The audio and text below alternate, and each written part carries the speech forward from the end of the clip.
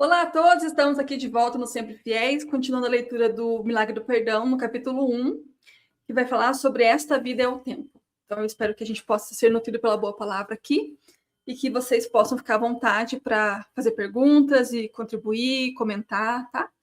Então eu vou lendo e se tiver alguma coisa para comentar, eu vou parando a leitura para comentar as coisas que eu estou entendendo, às vezes, né?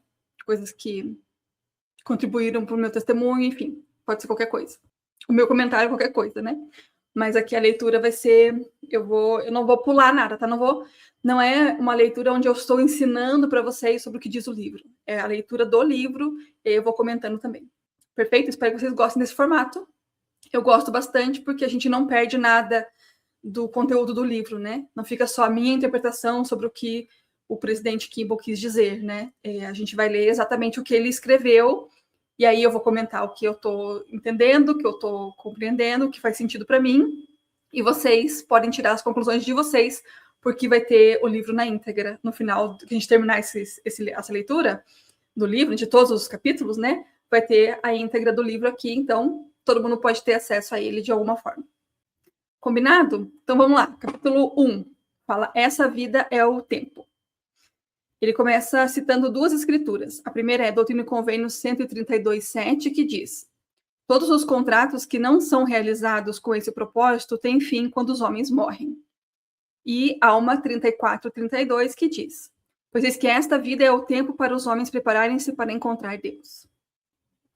O destino dos espíritos dos homens é vir a esta terra e empreender uma jornada de duração indefinida. E eles a empreender perigosamente, às vezes com segurança, às vezes com tristeza e outras com alegria. A estrada é sempre marcada por propósito divino.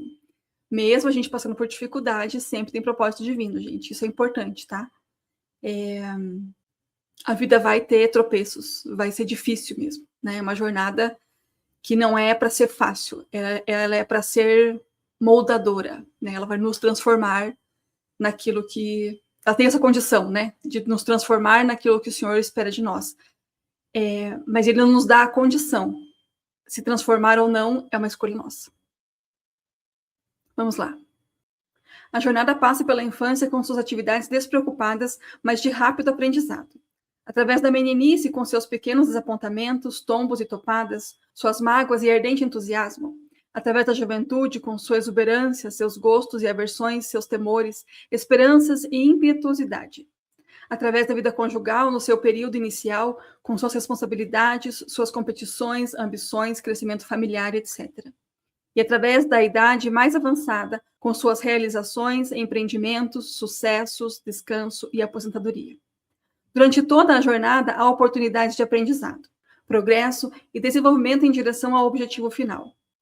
Vemos pessoas que meramente caminham pela vida, sem ter qualquer desígnio, direção, destino ou propósito. Sem mapas ou algo que possa orientá-las. Elas apenas percorrem o caminho, pegando aqui e ali as coisas que lhes agradam aos olhos, aguçando-lhes a vaidade, satisfazendo-lhes os apetites, saciam-lhes a sede e satisfazem as paixões. E quando essa existência chega ao término, elas chegaram ao fim da estrada, porém estão muito pouco próximas, se é que fizeram algum progresso, de seu real destino, do que quando começaram. E, lamentavelmente, algumas se perdem por completo ao longo do caminho. É como eu disse ali, né? A vida nos dá a condição de nos transformar e de alcançar esse objetivo, que é alcançar a salvação, exaltação, né? Conhecer o evangelho, fazer o que é preciso. Mas a gente conseguir fazer é uma escolha nossa. A vida está aqui, está pronta, nos dá todas as condições de aprendizado, de nos desenvolvermos, de nos lapidarmos, de nos transformarmos, né? Deixar o homem natural para lá e sermos aquilo que nós nascemos para ser, né? Acolhendo o nosso lado divino. Mas a gente precisa fazer essa escolha, a gente precisa trilhar o caminho. O caminho está construído, mas trilhar o caminho é uma escolha nossa. Continuando um segundo tópico aqui. O propósito divino da vida. Por outro lado, aos que planejam suas trajetórias, tomam decisões sábias e certas e, em grande parte, alcançam seus objetivos e reais finalidades. Ao fazerem isso, estão cooperando com o Criador, conforme o propósito que ele estabeleceu para a vida. Pois eis que esta é minha obra e minha glória, levará efeito à imortalidade e vida eterna do homem. Essa semana eu estava na aula das moças, e aí surgiu essa frase aqui, né, que está em Moisés 1:39, de levar o efeito à imortalidade e vida eterna do homem. E aí eu comentei com elas, né, estava explicando um pouco, que imortalidade é diferente de vida eterna. E algumas ficaram surpresas com isso. E vocês, irmãos, me contem aqui, vocês sabem a diferença entre imortalidade e vida eterna? Ou isso também é novidade para vocês? Se for novidade, coloquem aqui, digam que vocês não sabem, que de repente a gente pode explicar no próximo vídeo, tá? Posso fazer até vídeos curtos, explicando essas pequenas coisas, mas aí vocês me ajudam dizendo se é uma coisa totalmente nova para vocês ou se tá ok, já é sabido, já é uma coisa que não precisa de explicação alguma, tá bom? Me ajudam assim. Vamos continuar. E uma vez que a imortalidade e a vida eterna são a obra e a glória de Deus, elas são igualmente a verdadeira obra do homem e a razão principal de sua vinda à Terra. Desses dois elementos, a grande bênção, a imortalidade, vem ao ser humano sem que ela nada precise fazer, como uma dádiva do Todo-Poderoso. A outra, a vida eterna, é um programa conjunto a ser desenvolvido pelo Senhor e seus filhos aqui na Terra. Torna-se, então, a grande responsabilidade do homem cooperar plenamente com o Deus eterno na consecução desse objetivo. Consecução. É isso mesmo, essa palavra. Para esse fim, Deus criou o homem para viver na mortalidade e dotou-o com o potencial para perpetuar a raça, subjugar a terra, aperfeiçoar-se e tornar-se como Deus, onisciente e onipotente. Então, veja, ele já explicou que tem diferença, que são duas coisas diferentes, né? Imortalidade é uma coisa, vida eterna é outra coisa. Mas ainda assim, se vocês quiserem outra explicação, me contem aqui que eu tento aprofundar mais, tá bom?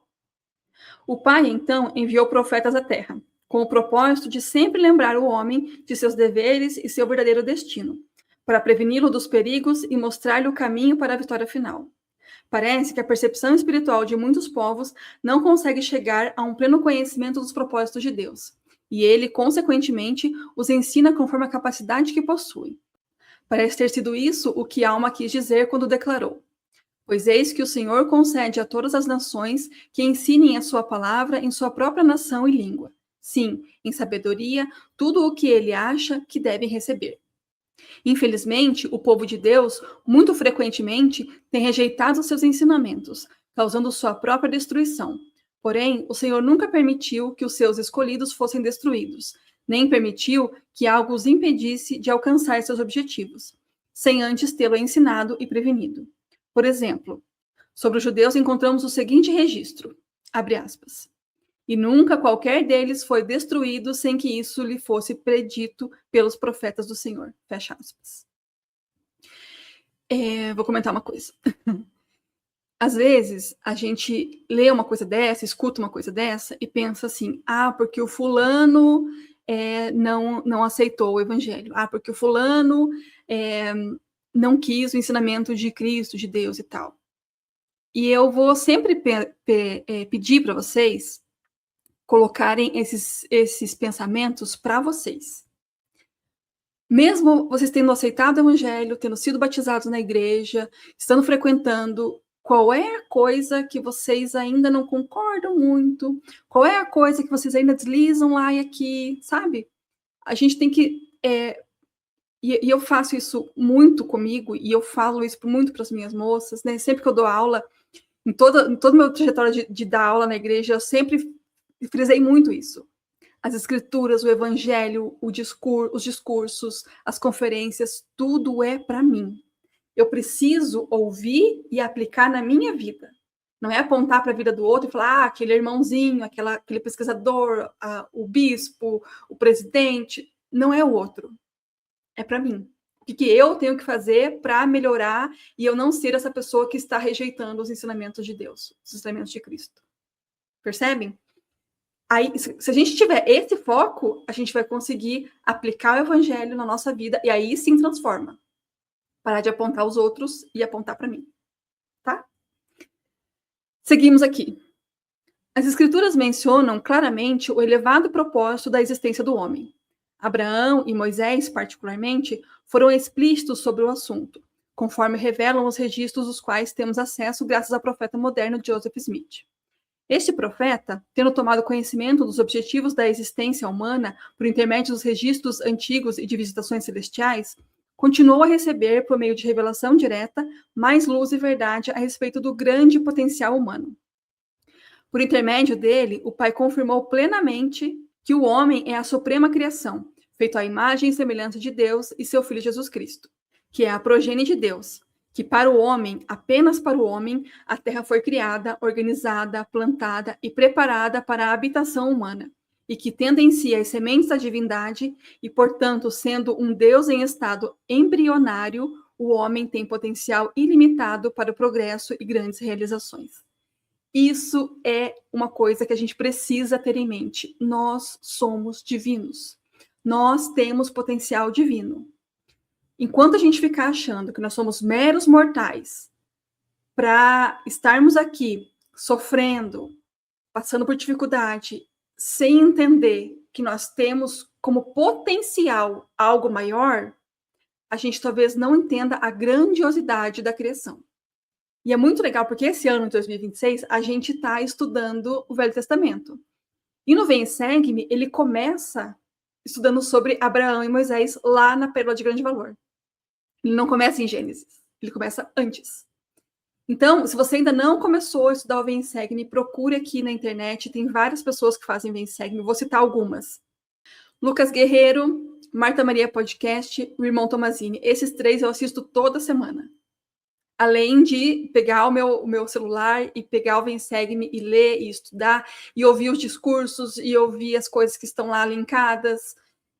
Então, assim, mergulhe no Evangelho. Dá para fazer isso, nem que seja... Se você fizer meia hora por dia, 15 minutos por dia, para estudar essas coisas, você vai ter um conhecimento muito grande.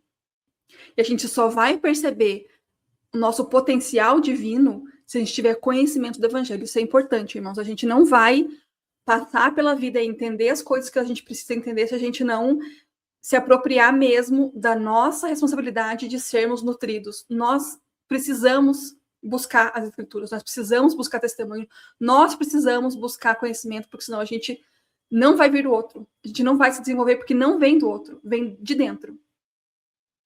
Teve uma outra coisa que aconteceu há algum tempo atrás, lançaram várias... Teve uma leva de lançamentos de séries, de filmes, de um monte de coisa sobre os Mormons. Vocês já viram isso? Foi ano passado. E, obviamente, distorcendo e falando um pouco mal e tal, né? E aí eu vi alguns irmãos falando assim, mas eu nem assisto, porque isso aí, né, a gente tem que descartar e não sei o quê, não sei o quê. Ok, tudo bem não querer assistir, tá tudo ótimo, perfeito. Mas eu me fiz uma pergunta, não perguntei a ninguém e eu vou compartilhar com vocês. A minha pergunta foi, se por acaso eu me deparar com um conteúdo que seja contrário à igreja, contrário ao evangelho, contrário a Cristo, contrário aos profetas, o meu testemunho é forte o bastante para me manter firme no evangelho? Eu estou realmente com meu testemunho fortalecido para aguentar esses questionamentos, para saber o que responder, para entender o que é verdade e o que é mentira, do que vem da internet? A gente viu, né, o presidente Nelson falando numa conferência de que vai chegar um momento em que nós não conseguiremos sobreviver espiritualmente no mundo se nós não estivermos já em sintonia com o Espírito, se recebendo revelação pessoal. Como é que a gente faz isso? Estudando, orando, praticando o evangelho, entendendo o que eu preciso mudar em mim, que ainda não está de acordo com o evangelho. Todo mundo tem alguma coisa, irmãos. Mesmo aquele líder maravilhoso que está lá, tipo, 70, ele ainda precisa. Apóstolos precisam melhorar alguma coisa. As pessoas aqui na Terra não estão perfeitas. Nós não estamos perfeitos.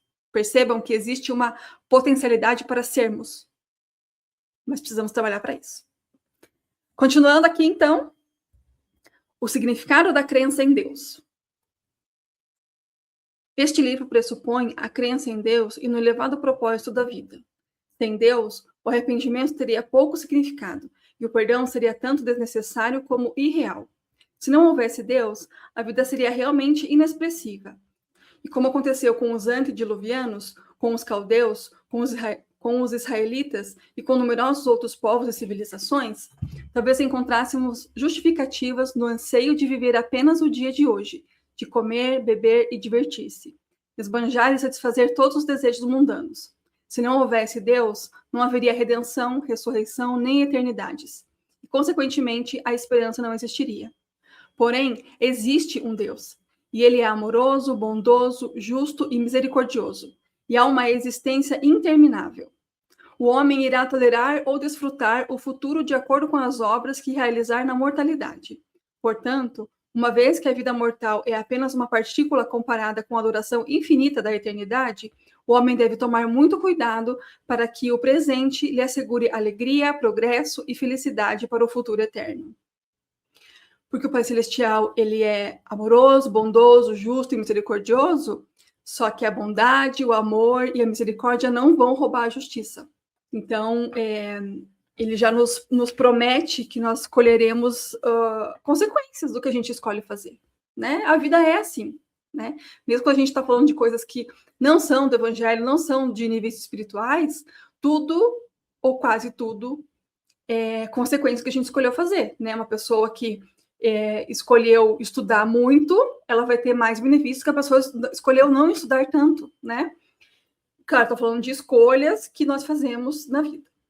Então, a misericórdia não rouba a justiça.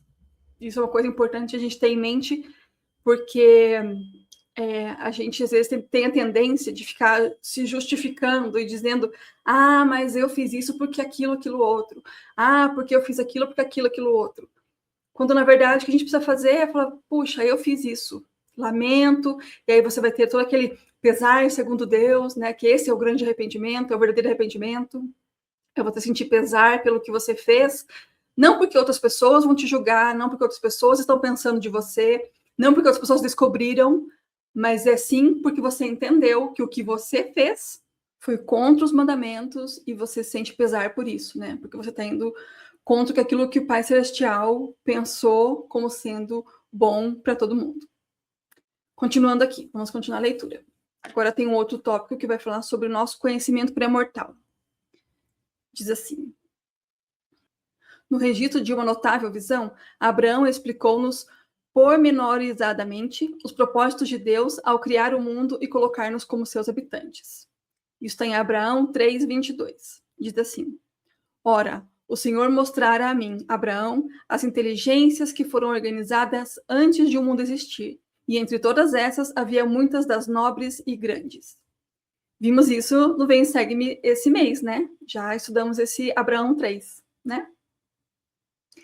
No Conselho dos Céus, o Senhor delineou claramente o plano, suas condições e benefícios.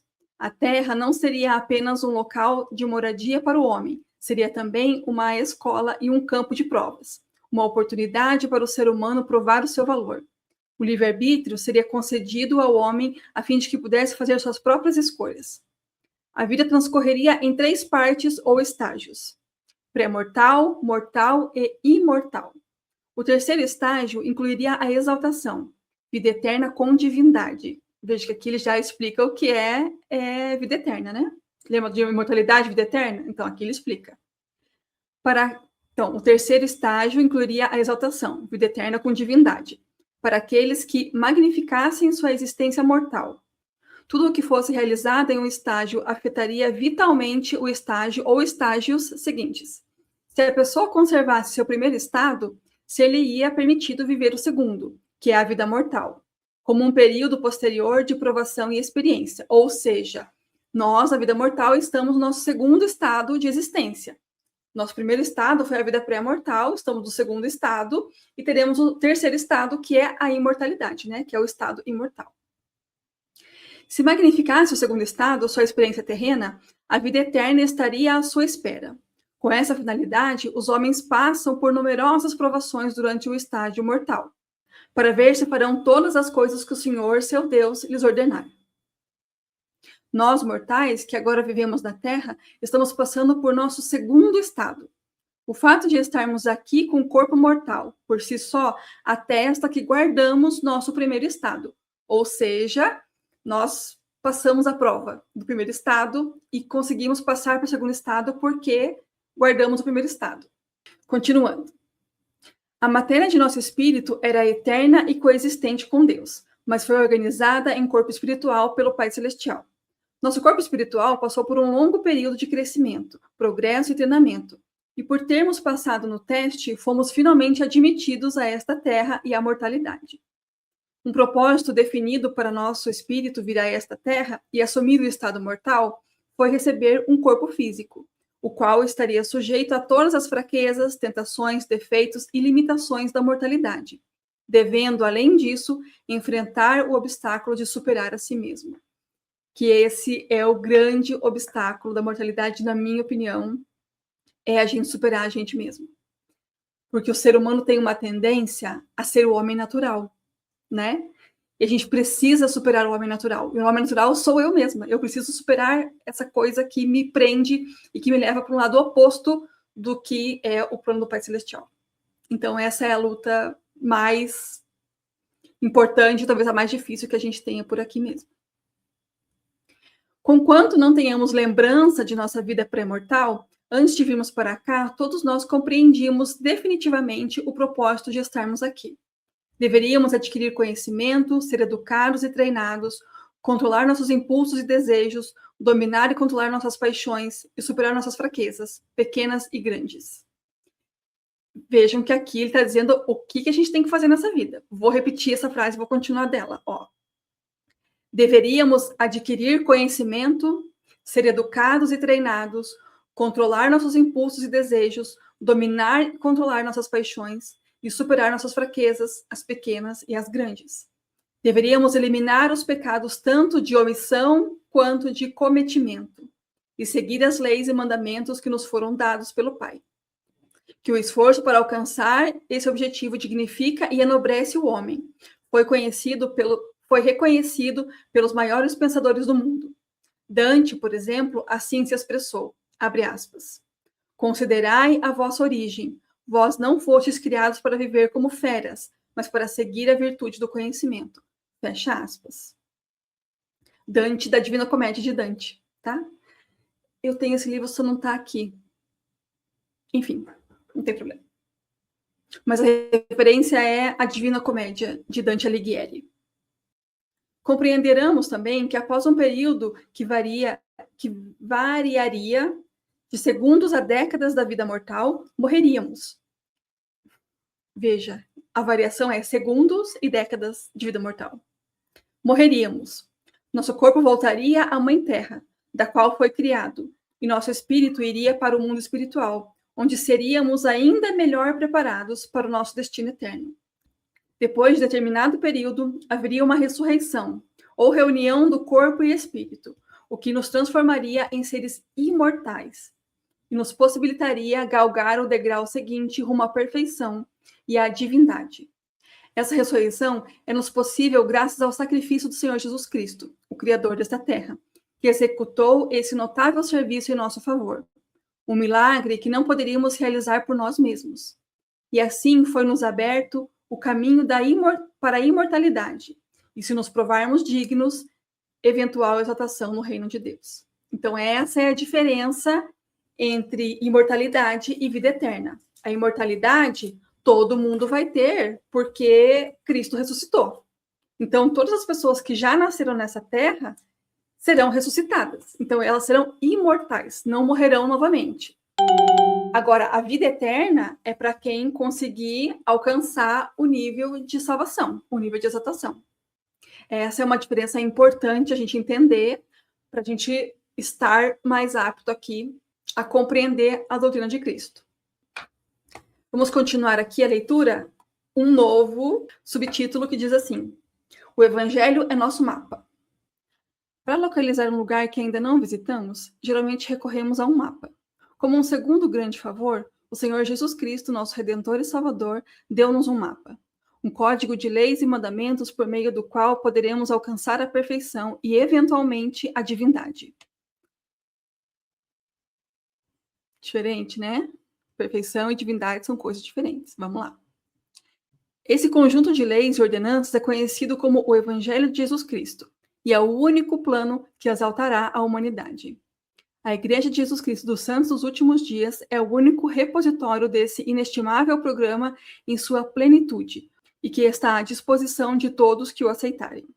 A fim de alcançar o objetivo da vida eterna, exaltação e divindade, tem-se que entrar no reino de Deus por meio do batismo, devidamente realizado. Tem-se que receber o Espírito Santo pela imposição de mãos que tenham autoridade para tal. O homem deve ser ordenado ao sacerdócio por portadores autorizados desse poder divino. Tem-se que receber a investidura e ser selado na casa de Deus pelo profeta possuidor das chaves ou por um daqueles a quem as chaves foram delegadas. E tem-se que viver uma vida de retidão, pureza e serviço. Ninguém pode entrar para a vida eterna se não for pela porta certa, Jesus Cristo e seus mandamentos. Existem regras, pessoal, não tem jeito. A gente vai ter que cumprir as regras para entrar no reino do Pai Celestial. Não tem como. Não tem jeitinho, não tem veja bem uma coisa, não tem, mas eu queria e aí não consegui, mas eu não entendi. Não tem isso. Não tem negociação. As regras são claras e elas não são impossíveis de cumprir. Por isso que eu falei anteriormente. A misericórdia não vai roubar a justiça, porque a gente já sabe o que tem que fazer, a gente só precisa fazer, né? Seguindo. Jesus tornou isso claro pelas palavras, abre aspas. Na verdade vos digo que aquele que não entra pela porta do curral das ovelhas, mas sobe por outra parte, é ladrão e salteador. Fecha aspas. João 10:1. E João 10:9 diz: eu sou a porta. Se alguém entrar por mim, salvar-se-á, e entrará, e sairá, e achará pastagens. E Jacó, o profeta teólogo, admoestou: ó, meus amados irmãos, vinde, pois, ao Senhor, o Santo. Lembrai-vos de que seus caminhos são justos. Eis que o caminho para o homem é estreito, mas segue em linha reta diante dele. E o guardião da porta é o Santo de Israel. E ele, ali, não usa servo algum, e não há qualquer outra passagem a não ser pela porta, porque ele não pode ser enganado, pois Senhor Deus é o seu nome. Muito importante essa parte de que ele não pode ser enganado. Muitas vezes a gente fica muito preocupado com o que outras pessoas sabem de nós, com o que outras pessoas vão pensar de nós, se as pessoas souberam o que a gente fez, se elas sabem, se elas descobriram, o que vão pensar de mim. Não importa tanto. Aliás, não importa quase nada o que as pessoas pensam de vocês. A questão é, você está tentando enganar o Senhor? Se você estiver tentando, já te aviso que não vai dar certo. Pode ser que você faça uma coisa que ninguém nunca descubra. Nunca, nunca. Ninguém vai nem sonhar que você fez aquilo. O Senhor sabe. Então não importa se você está tentando enganar os homens. O Senhor jamais será enganado. Seguimos aqui para o outro tópico que diz: estreito é o caminho. Não devemos nos surpreender pelo fato de as exigências de Deus para alcançar as recompensas eternas serem precisas e invariáveis, uma vez que a sociedade e o governo dos homens também opera nessa base. Por exemplo, ao retornar do exterior para o nosso país de origem, devemos satisfazer certos requisitos e evidenciá-los em forma de passaportes, vistos, atestados médicos referentes à saúde e vacinações, registros de nascimento e outros documentos. O empregado não pode receber o salário sem cumprir satisfatoriamente as condições do seu emprego. Não se pode viajar de ônibus, trem ou avião sem pagar uma tarifa. E na estação ou aeroporto provar que de fato a pagou. Ninguém pode tornar-se cidadão de um país sem satisfazer as exigências estabelecidas pelas leis desse mesmo país. Ninguém pode esperar diplomar-se por alguma faculdade sem pagar a matrícula e as demais taxas, sem frequentar o curso, prestar as provas e evidenciar que satisfez todos os requisitos. As recompensas eternas de Deus também, similarmente, dependerão do homem cumprir as condições exigidas. O caminho está posto. O que você tem que fazer? Seguir os mandamentos. Não tem segredo, não tem nada escondido, não tem nada, nossa, isso aqui ninguém vai saber. Não existe isso. O Evangelho de Cristo é claro e transparente. E não tem jeitinho. Nós, brasileiros, muitas vezes podemos estar acostumados ao jeitinho de, mas isso não é tão grave assim. Não tem pecado grande, pecado pequeno.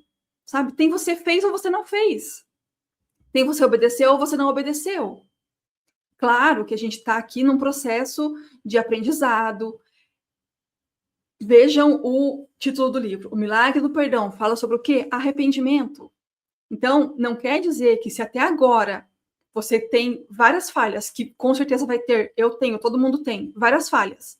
Não quer dizer que isso já está determinando o seu futuro. Depende se daqui para frente você vai trabalhar e se esforçar para cumprir os mandamentos, para obedecer, para mudar o seu coração, para quebrantar o seu coração, sabe? Então, não é porque até agora foi de um jeito que precisa continuar do mesmo jeito. A gente pode melhorar, ok? Continuando aqui, o próximo... Deixa eu ver o horário.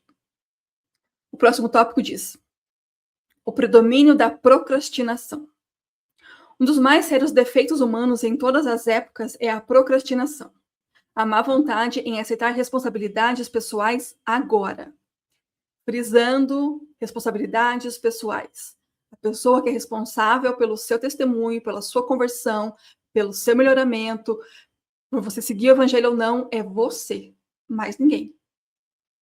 Tá? Os homens vieram à Terra cônscios de que deveriam conseguir instrução e desenvolvimento, além de se aperfeiçoarem. Porém, muitos se deixaram afastar do caminho, tornando-se meramente rachadores de lenha e tiradores de água, escravos da indolência mental e espiritual e da perseguição dos prazeres mundanos. Há, inclusive, muitos membros da igreja que são negligentes e descuidados e que sempre estão procrastinando. Eles vivem o evangelho irregularmente, sem qualquer seriedade. Já cumpriram certos requisitos, mas não são valentes. Não cometem pecados capitais, porém, não fazem as coisas que lhes são exigidas, tais como pagar o dízimo, viver a palavra de sabedoria, fazer oração familiar, jejuar, assistir às reuniões, servir. Talvez não considerem essas omissões como pecados. Entretanto, são desses tipos de imperfeições que as 5 virgens loucas da parábola de Jesus foram provavelmente culpadas. As 10 virgens pertenciam ao reino e tinham todo o direito às bênçãos. Contudo, 5 delas não foram valentes e não estavam prontas quando o grande dia chegou. Estavam despreparadas porque não viviam todos os mandamentos. Ficaram amargamente desapontadas por serem excluídas das bodas, como acontecerá com os que, em nossos dias, são negligentes nas coisas do evangelho. A gente faz isso na igreja, irmãos.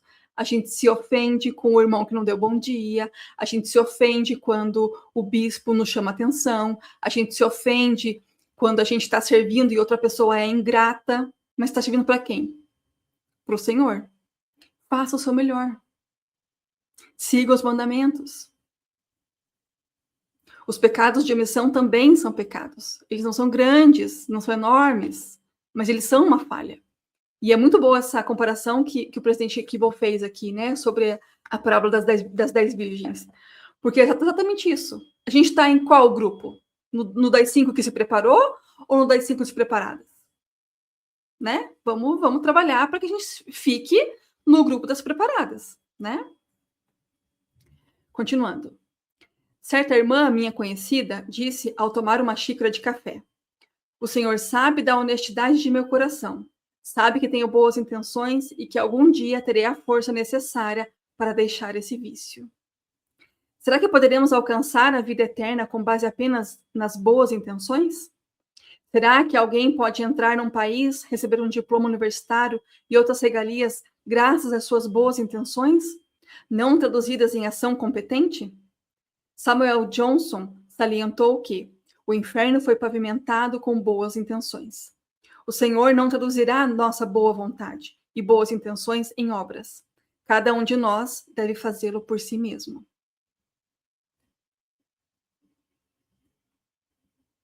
Se a gente tem a intenção de fazer alguma coisa, de seguir o mandamento, a gente precisa se esforçar para isso, irmãos.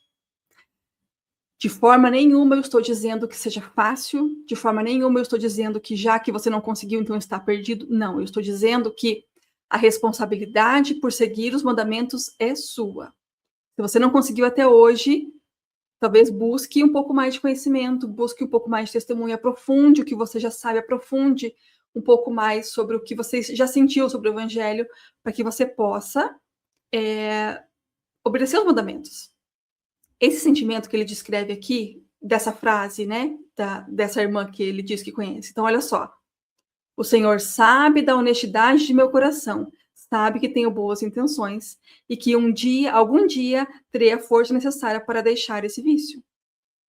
Ela colocou lá para frente, ela colocou para o futuro. Ela não está dizendo, hoje eu vou resistir ao café.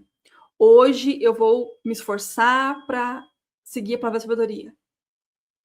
Percebem a diferença? Ela está dizendo, hoje eu vou pecar, porque hoje o Senhor sabe do meu coração. Então hoje eu vou fazer. Quem sabe amanhã? Quem sabe um dia? E se não tiver outro dia? E se você não acorda amanhã? Seu esforço foi o suficiente? Foi o máximo que você conseguiu dar? Avalie aí, cada um avalia você, tá? Cada um se avalia, né? Não estamos aqui para dizer se vocês estão bem ou mal. A avaliação é individual, tá? Seguimos aqui para o próximo tópico. Somente os valentes serão exaltados. Podemos ser salvos em qualquer um dos 3 reinos de glória: o celestial, o terrestrial ou o celestial. Porém, a exaltação somente será alcançada no mais alto dos 3 céus, ou graus, ou a glória celestial. Paulo disse aos coríntios que: e há corpos celestes e corpos terrestres, mas uma é a glória dos celestes e a outra dos terrestres. Uma é a glória do sol, e a outra a glória da lua. A outra a glória das estrelas. Porque uma estrela difere em glória de outra estrela. Assim também a ressurreição dentre os mortos. 1 Coríntios 15, 40 a 42. Por intermédio do profeta Joseph Smith, a declaração de Paulo foi-nos explicada com maiores detalhes. Na glória celestial, há 3 céus ou graus. E para obter o grau mais elevado, um homem precisa entrar nessa ordem do sacerdócio, que significa o novo e eterno convênio do casamento. Para alcançarmos o mais alto grau de glória, precisamos estar no novo e eterno convênio do casamento. E se não o fizer, não poderá obtê-lo. Poderá entrar em outro, mas esse será o fim do seu reino. Ele não poderá ter descendência. Doutrina e Convênio 131, de 1 a 4. Olhem a profundidade do que está escrito aqui, irmãos. Recentemente, ensinei as moças de que o casamento é pré-requisito para a exaltação. Não para a salvação, para a exaltação. Sabe aquele emoji do explodindo a cabeça? Na cabeça das moças. Foi exatamente isso. Algumas ficaram, agora? Não, imagina. Elas têm uma frase que ela fala assim, quem casou, casou. Gente, não é assim, tá? Eu tenho fé de que boas pessoas vão encontrar bons cônjuges. E não é porque é pré-requisito que você vai casar, que precisa casar para ser exaltado, que você vai casar com qualquer pessoa.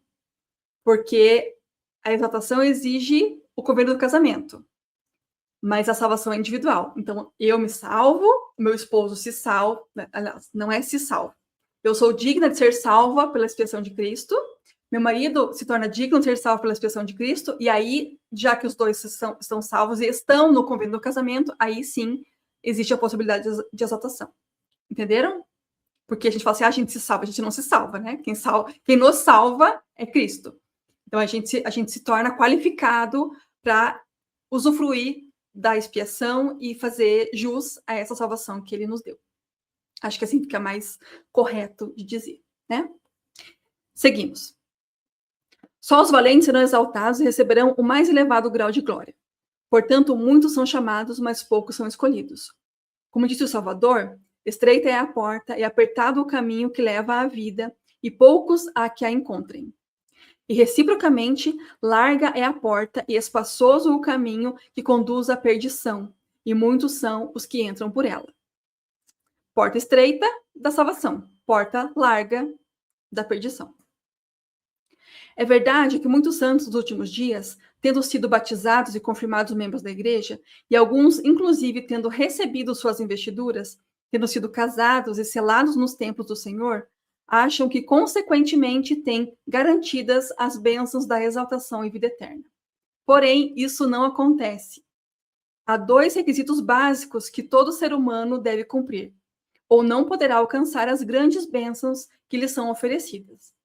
Ele deve receber as ordenanças e deve ser fiel, superando suas fraquezas.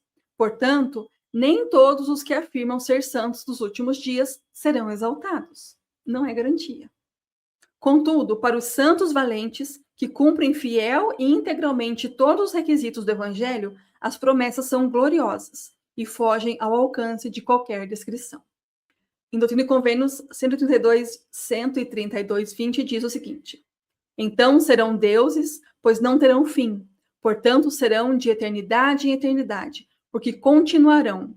Então serão colocados sobre tudo, porque todas as coisas lhes serão sujeitas. Então serão deuses, porque terão o poder, e os anjos lhes serão sujeitos. Essa é a nossa potencialidade divina. Quando lá em Abraão ele diz que ele viu inteligências maiores e menores, eu deduzo, e estudando um pouco o Vem Segue-me desse ano, eu entendi que é justamente essa a diferença. Existem pessoas que elas são maiores. E não é maiores em importância, é maiores em tarefa, às vezes. Os profetas, eles foram pré-ordenados. Cada um aqui tem uma coisa que veio para fazer, sabe? Então, essas diferenças que a gente tem no nosso fazer aqui na Terra nos torna diferentes em grandeza, não em potencialidade divina. Essa é a diferença. Essa potencialidade, ela é para todos. A gente vai conseguir ou não, mas ela é para todos. Tem muitos ensinamentos aqui, irmãos. Reflitam sobre isso, porque tem muita coisa. Continuando agora, o capítulo 1 ainda. Lembrem-se que esse vídeo todo é o capítulo 1, tá? Vocês estão percebendo que tem alguns cortes, porque muitas vezes eu gravo ele aos poucos. Eu gravo um pedaço, daí surge um compromisso, eu saio, depois volto, e daí na edição é que ele vai ficar completo, tá? Então não estranhem os cortes. Às vezes eu erro a leitura, às vezes eu tô tomando água, às vezes eu tuço, então eu tiro isso da edição, mas tá completo aqui, ok? Então o próximo tópico é os perigos da protelação. Devido à predisposição reinante entre os homens de adiar o que deve ser feito e ignorar as instruções, o Senhor tem repetidamente apresentado severas recomendações e solenes advertências. Diversas vezes, em diferentes fraseologias e através dos séculos, o Senhor tem lembrado o homem de suas obrigações, a fim de que ele nunca possa alegar ignorância. O tema principal da admoestação profética tem sido de que o tempo para agir é agora, nesta vida mortal. Não se pode impunemente retardar o cumprimento dos mandamentos de Deus. Notemos as palavras de Amulek, especialmente as vigorosas declarações referentes a quanto devemos agir. Esse que eu vou ler agora está em Alma 34, de 31 a 34. Tá? Abre aspas. Sim, eu quisera que já não endurecesseis vosso coração, pois eis que agora é o tempo e o dia de vossa salvação. E, portanto, se vos arrependerdes e não endurecerdes o coração, imediatamente terá efeito para vós o grande plano de redenção. Pois eis que esta vida é o tempo para os homens prepararem-se para encontrar Deus. Sim, eis que o dia desta vida é o dia para os homens executarem os seus labores. E agora, como vos disse antes, já que haveis tido tantos testemunhos, peço-vos, portanto, que não deixeis o dia do arrependimento para o fim. Porque depois desse dia de vida, que nos é dado a fim de nos prepararmos para a eternidade, eis que, se não fizermos melhor uso de nosso tempo nesta vida, virá a noite tenebrosa, durante a qual nenhum labor poderá ser executado. Não podereis dizer, quando fordes levados a essa terrível crise, arrepender-me-ei para retornar a meu Deus. Não, não podereis dizer isso, porque o mesmo Espírito que possuir vosso corpo quando deixardes esta vida, esse mesmo Espírito terá poder para possuir vosso corpo naquele mundo eterno. Fecha aspas. Mesmo deixando de lado as muitas escrituras que prestam testemunho similar, lendo e meditando com fé e seriedade sobre a admoestação acima, sentir-nos-emos fortemente convencidos da necessidade de nos arrependermos agora. Este é o tempo. O apóstolo moderno Melvin J. Ballard dá grande ênfase às palavras de Amulek nesses termos. Mas essa vida é o tempo em que os homens devem arrepender-se. Não nos permitamos imaginar que podemos descer à sepultura sem ter dominado as corrupções da carne, e lá ficar livres de todos os nossos pecados e tendências malignas. Eles permanecerão conosco, permanecerão com o Espírito quando ele separar-se do corpo. Na minha opinião, qualquer homem ou mulher pode fazer mais para cumprir as leis de Deus em 1 ano desta vida do que poderiam em 10 anos da vida após a morte. Uau! O espírito apenas pode arrepender-se e mudar, então a batalha terá que prosseguir, posteriormente, com a carne. É muito mais fácil superar-se e servir o Senhor quando carne e espírito estão unidos. Este é o tempo em que os homens são mais maleáveis e suscetíveis. Após a morte, descobriremos que cada desejo, cada sentimento será grandemente intensificado. Quando o barro é maleável, é muito mais fácil de mudá-lo do que quando está duro e solidificado. Esta vida é o tempo para nos arrependermos. É isso que presumo que levará 1000 anos após a primeira ressurreição, até que o último grupo esteja preparado para surgir. Levarão 1000 anos para fazer o que teria levado apenas 70 anos nessa vida. Olha só. Esse aqui é um trecho do livro do Melvin J. Ballard, que chama 3 Graus de Glória. Vou procurar esse livro para a gente estudar aqui também. Muito bom. Adorei. Eu gosto quando as coisas são mais profundas, assim. É o que me faz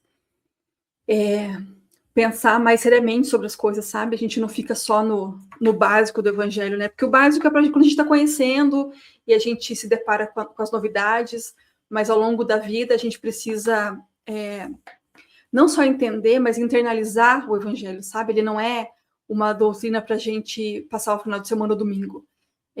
A gente é membro da igreja todo dia. A gente é dependente do Senhor todo dia. Então, a gente tem que viver dessa forma e não ser assim só no domingo, né? Olha lá. A revelação do presidente Joseph F. Smith, de 1918, contém essas palavras. Os mortos haviam considerado a longa ausência de seu espírito do seu corpo como cativeiro. Essa aqui tá... Aqui ele está dizendo que essa referência é do Gospel Doctrine. Não sei se é o Doutrinas de Salvação, talvez eu vou dar uma olhada se é esse livro. Se for esse, eu já tenho. Vamos seguir aqui. Outra citação do Elder Ballard esclarece o pensamento do presidente Smith. Elder Ballard, o Melvin, tá? Não o presidente Ballard, ok? Que é mais contemporâneo nosso, né? Fala assim, ó. Quando partimos desta vida, deixaremos este corpo. Desejaremos fazer muitas coisas que de modo algum poderemos fazer sem esse tabernáculo. Estaremos seriamente prejudicados e ansiaremos pelo corpo. Oraremos para que logo chegue a tão esperada reunião do nosso tabernáculo. Então, saberemos a grande vantagem que é ter um corpo. Portanto, todo homem e mulher que está adiando até a próxima vida a tarefa de corrigir e superar as fraquezas da carne, está se condenando a anos de cativeiro, pois ninguém poderá ressuscitar antes de completar o trabalho que lhe compete, antes de superar a si mesmo, antes de ter feito tudo o que podia fazer. Acho que essa é a grande questão. A gente precisa conseguir fazer tudo?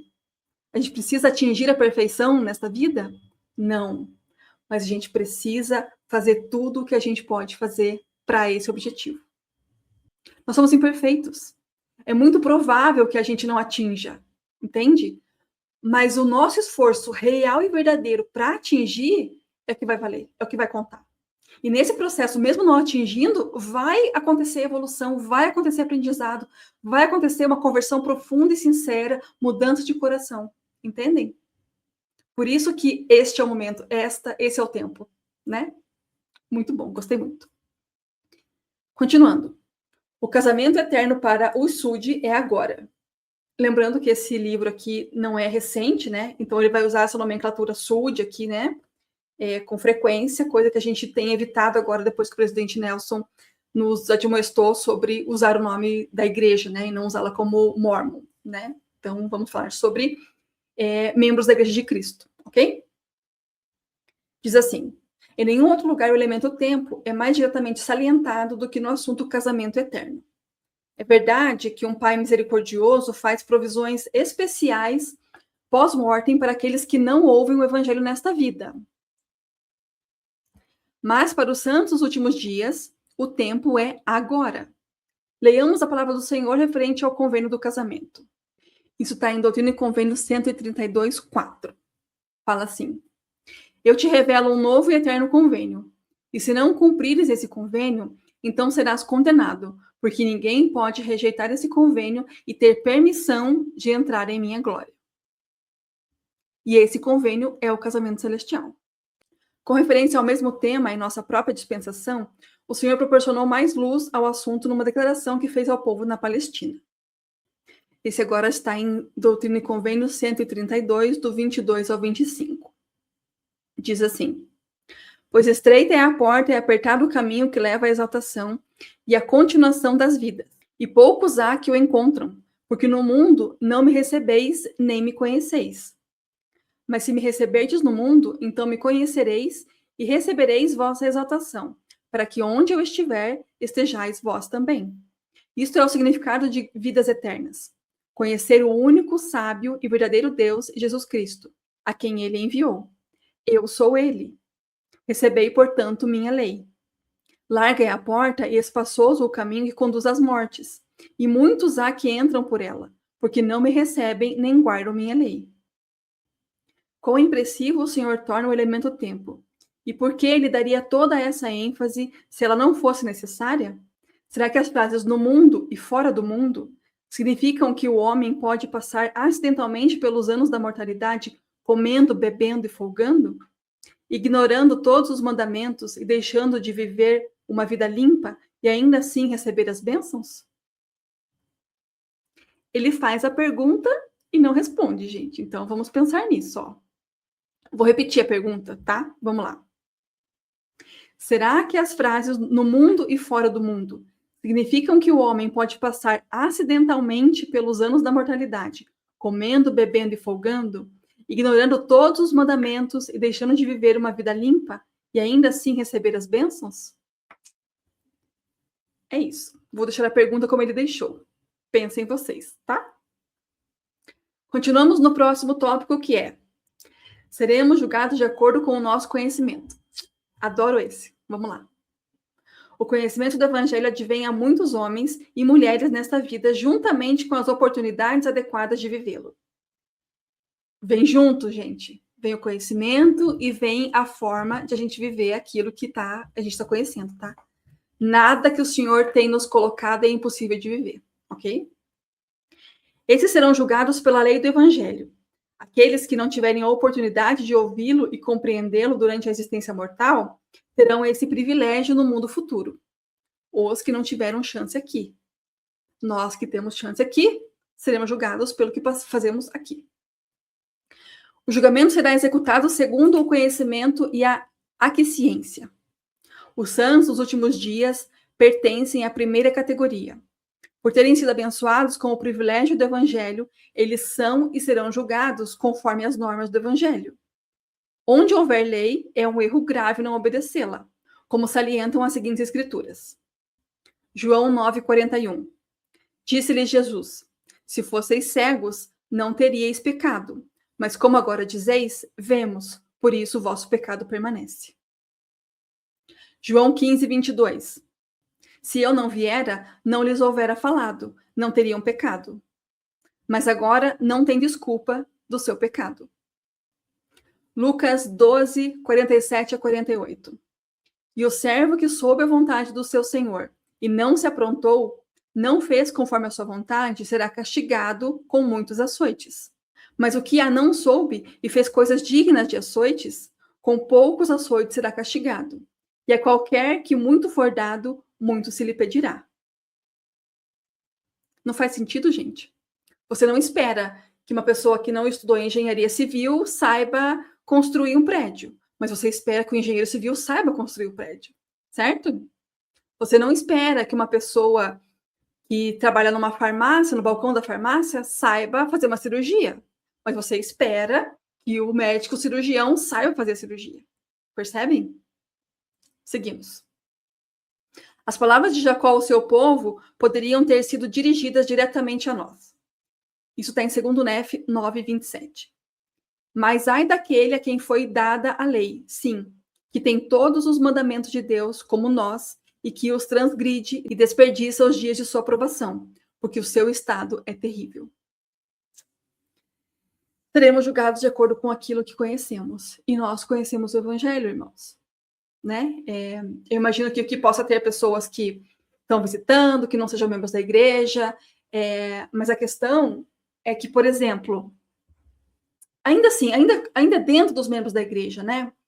Tem pessoas que sabem mais, tem pessoas que sabem menos, tem pessoas que estão conhecendo o evangelho agora, tem pessoas que estão há 30 anos na igreja, há 60 anos na igreja, sabe? Então, a proporção também será aplicada mesmo dentre os membros da igreja, ok? O que não pode é a gente não estudar e se manter na ignorância, porque já que eu serei cobrada se eu souber, então eu prefiro não saber. Esse é um dos pecados da omissão, que a gente falou agora há pouco. Tá? Então, não entrem nessa de que, então, se é para eu saber para ser condenada, então eu não vou saber. Não é isso, gente. É para você saber, para você conseguir seguir os mandamentos. É para isso que você precisa saber. Tá? Vamos lá. Algumas oportunidades terminam com a morte. Olha o que diz.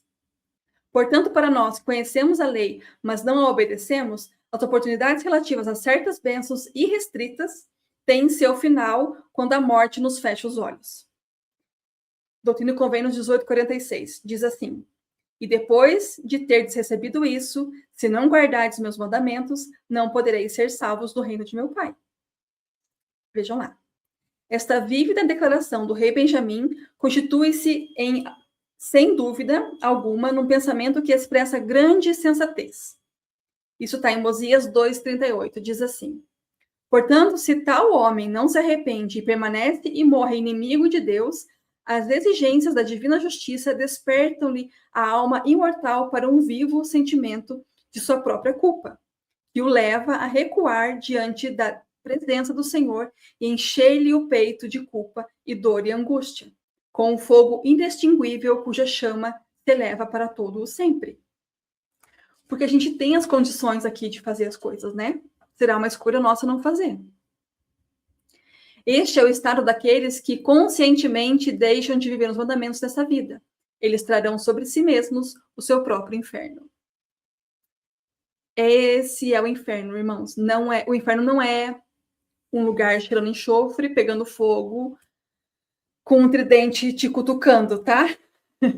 Acho que essa imagem ficou bem gráfica, né? O inferno é a gente se culpar porque a gente tinha toda a chance e não aproveitou. Isso vai ser um inferno mesmo. Seguindo aqui. As bênçãos do arrependimento e do perdão. O Pai amoroso nos deu o abençoado princípio do arrependimento como porta que conduz ao perdão. Todos os pecados, exceto os excluídos pelo Senhor, o pecado contra o Espírito Santo e o assassínio, serão perdoados àqueles que se arrependerem de modo total, consistente e contínuo, numa transformação de vida genuína e compreensiva. Há perdão mesmo para os pecadores que cometeram transgressões graves, pois a igreja perdoará e o Senhor também perdoará tais faltas quando o arrependimento se tiver tornado frutífero. Ou seja, existem 2 pecados que são imperdoáveis. E ele cita quais são aqui. O pecado contra o Espírito Santo e o assassínio, diz aqui. Esse assassínio é o derramamento de sangue inocente. A gente pode falar sobre isso num outro vídeo, para explicar exatamente o que é o pecado contra o Espírito Santo e o que é derramar sangue inocente. Vamos lá. O arrependimento e o perdão são partes da gloriosa escalada rumo à divindade. O arrependimento e o perdão. No plano de Deus, o homem deve voluntariamente fazer essa escalada, uma vez que o livre-arbítrio é básico. O ser humano é livre para escolher, mas não pode controlar as penalidades. Elas são imutáveis. As crianças e todos os que apresentam incapacidade mental não são considerados responsáveis, mas os demais, sem exceção, receberão bênçãos, progresso e recompensas ou penalidades e privações, conforme o modo que reagirem ao plano de Deus, enquanto este lhes for apresentado, e conforme a fidelidade que demonstrarem a esse mesmo plano. O Senhor sabiamente providenciou tal situação e possibilitou a presença do bem e do mal, do bem-estar e da dor. As alternativas nos oferecem uma escolha, e por meio delas nos advém o progresso e o desenvolvimento. A gente precisa saber escolher. E para saber escolher, a gente precisa saber o que é certo. para saber o que é certo, a gente precisa estudar o Evangelho. Percebem como não dá para a gente ficar na ignorância? Por conta desse motivo aqui? Vamos lá. A ajuda do Espírito Santo. Na vida de todos, mais cedo ou mais tarde, surge o conflito entre o bem e o mal, entre Satanás e o Senhor. Vejam que é na vida de todos. A gente vai chegar nesse momento de a gente se perguntar, se questionar, e é esse momento de conflito. Toda pessoa que já atingiu ou passou a idade da responsabilidade, 8 anos, e com o coração de fato arrependido e batizada adequadamente, sem dúvida nenhuma receberá o Espírito Santo. E esse membro da deidade, se receber a devida atenção, guiará, inspirará, advertirá e neutralizará as sugestões do maligno. O Senhor deixou esse ponto bem claro. Doutrina e Convênios 8464 diz assim: portanto, como disse a meus apóstolos, também vos digo que toda alma que acreditar em vossas palavras e for batizada pela água para a remissão dos pecados, receberá o Espírito Santo. Sobre o mesmo assunto, temos também as clássicas palavras de Moroni. E pelo poder do Espírito Santo, podeis saber a verdade de todas as coisas. Toda vez que alguém está recebendo as palestras, conhecendo os missionários, conhecendo a igreja, eles nos convidam, né, a orar e a saber por nós mesmos. Isso já é uma forma de a gente estar se ambientando e consultando o Espírito Santo, né? Conseguindo ter essa experiência de ouvir como e perceber como é a inspiração que ele nos dá, como é esse contato com o Espírito Santo. Isso é bem interessante na igreja, porque vocês vão ver que isso é muito diferente das outras denominações. A gente estar muito claramente sendo chamado e convocado a fazer uma escolha por nós mesmos, né? A experimentar esse primeiro contato com o Espírito de uma forma a identificar como é que ele se comunica. Isso é muito bom. Tomemos o caminho menos trilhado. Em resumo, o caminho que conduz à vida eterna é limpo e bem demarcado, mas é difícil. As boas e más influências sempre estarão presentes. Tem-se que escolher. Geralmente, o caminho do mal é o mais fácil. E uma vez que o homem é carnal, esse caminho triunfará, a menos que haja um esforço consciente, firme e vigoroso para rejeitar o mal e seguir o bem. A gente precisa querer. É isso, irmãos. Precisa querer. Em Osías 16:5 diz assim: lembrai-vos, porém, de que aquele que persiste em sua própria natureza carnal e segue os caminhos do pecado e da rebelião contra Deus, permanece em seu estado decaído e o diabo tem todo o poder sobre ele. É o que escolhemos, né? Ou uma coisa ou outra. Esta vida na Terra é o tempo que temos para nos arrepender. Não podemos correr o risco de morrer inimigos de Deus. Consequentemente, é importante que todos os filhos e filhas de Deus sobre essa terra possam ver com seus próprios olhos, ouvir com seus próprios ouvidos e compreender com seu próprio coração o propósito da vida e as responsabilidades que têm para com eles mesmos e com a posteridade, e que eles podem decidir-se a seguir o caminho menos trilhado, que é estreito e é apertado. O tempo para se evitar os caminhos malignos é antes de começar a jornada. O segredo do bom viver está na proteção e na prevenção. Aqueles que se rendem ao mal são quase sempre os que se colocam em posição vulnerável. Isso é muito importante, irmãos.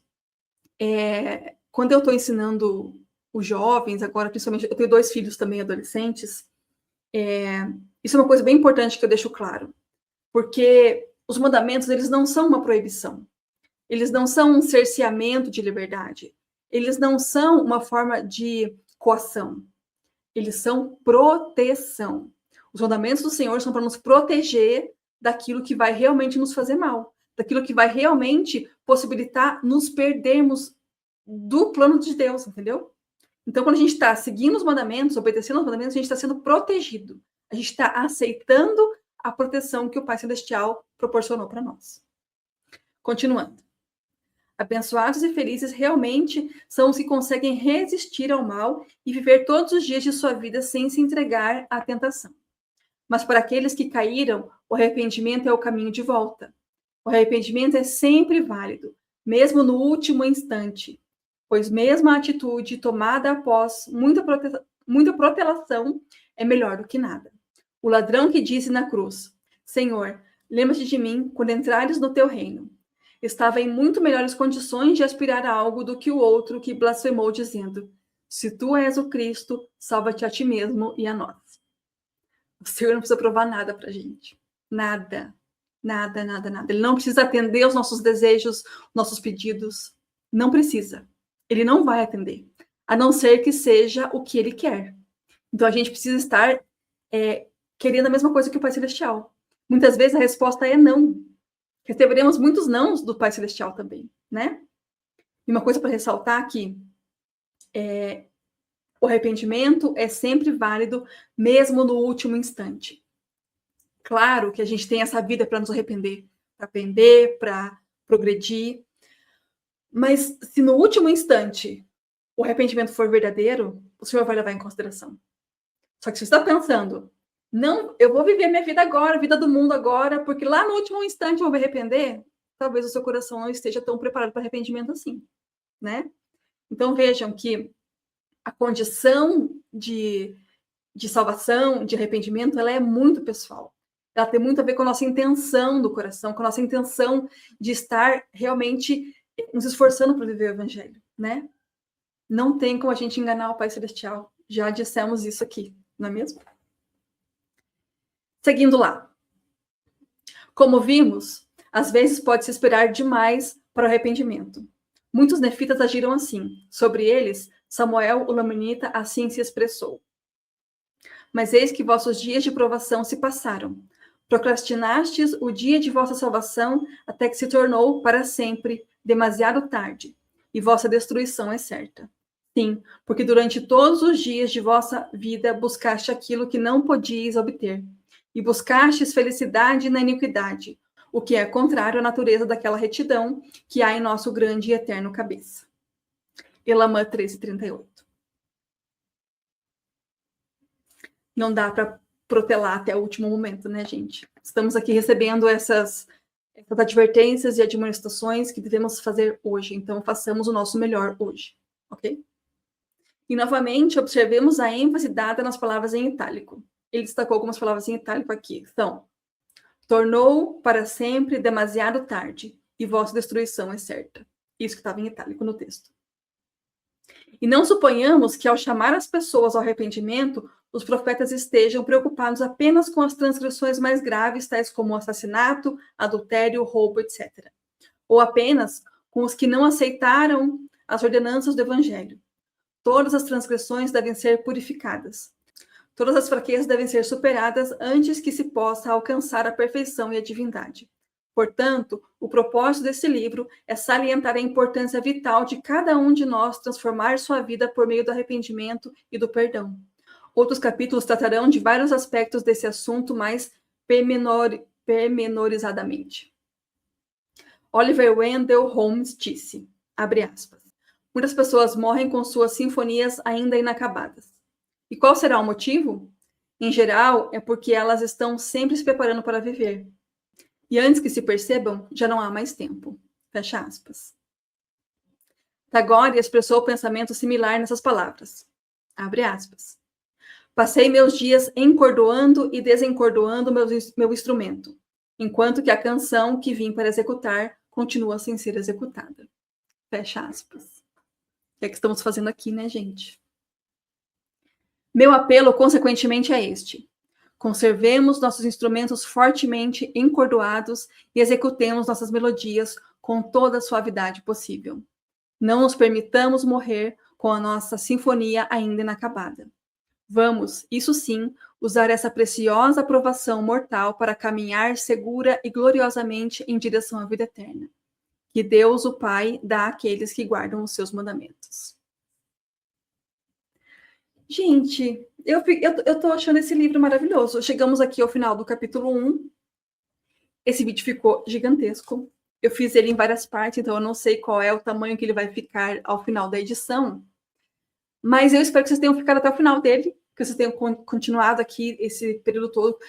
Coloquem aqui as suas considerações, seus pensamentos, seus testemunhos, suas perguntas, qualquer coisa aqui que vocês queiram ir falando. Eu, quando assisto meus vídeos na internet, eu costumo comentar conforme o tempo vai passando, sabe? Então, se vocês forem comentar no meio do vídeo, comentem colocando a minutagem, porque daí eu posso, se eu não souber do que vocês estão falando, eu vou naquela minutagem lá e vejo mais ou menos qual é o assunto que vocês estão comentando. Pessoal, muito obrigada por estarem aqui, muito obrigada por me acompanharem aqui nesse projeto. Esse aqui é o capítulo 1, é o segundo vídeo, mas é o capítulo 1. Eu espero que vocês tenham gostado desse formato. Me digam aqui se o formato é bom, se vocês gostam, se vocês apreciam. Me deem sugestões se vocês quiserem, estou aberta aqui a sugestões. E convido vocês a ativarem o sininho aqui para vocês serem notificados quando tiver o capítulo 2 já postado, tá bom? Muito obrigada, ótima semana para vocês e nos vemos no próximo vídeo. Tchau!